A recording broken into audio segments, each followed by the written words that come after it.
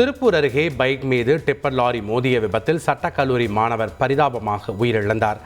இது தொடர்பான சிசிடிவி காட்சிகள் வெளியாகி அதிர்ச்சியை ஏற்படுத்தியுள்ளது.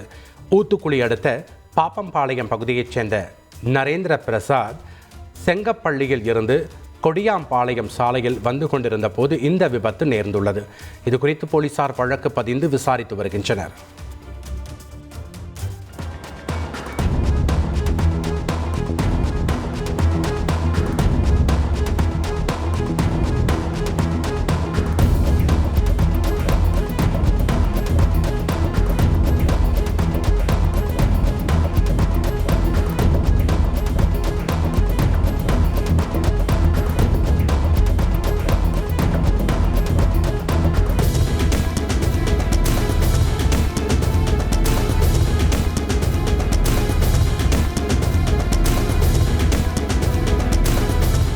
கோவை ஒண்டிப்புதூர் பகுதியில் உள்ள சிந்தாமணி கூட்டுறவு அங்காடிக்கு சொந்தமான பெட்ரோல் பங்கில் கலப்பட பெட்ரோல் விற்பனை செய்ததாக எழுந்த புகாரை அடுத்து பெட்ரோலிய நிறுவன அதிகாரிகள் சோதனையில் ஈடுபட்டனர்.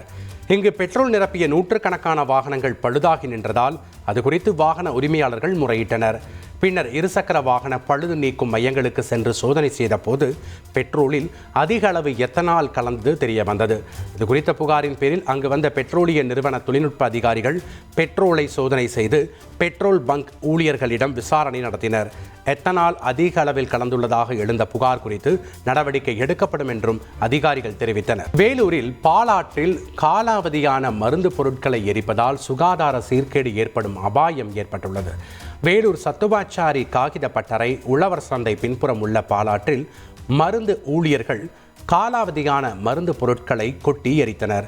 பாலாற்றில் வாரந்தோறும் காலாவதியான மருந்துகள் மட்டுமின்றி பல்வேறு கிளினிக்குகள் மருத்துவ கழிவுகளையும் குப்பைகளையும் கொட்டுவதாக பொதுமக்கள் குற்றம் சாட்டி வருகின்றனர். இதனால் குப்பை மேடாக மாறிய பாலாற்றில் இருந்து துர்நாற்றம் வீசுவதால் அந்த பகுதியில் வசிக்கும் பொதுமக்கள் பல்வேறு நோய் தொற்றுகளுக்கும் கொசு தொல்லைகளுக்கும் ஆளாகும் நிலைக்கு தள்ளப்பட்டுள்ளனர்.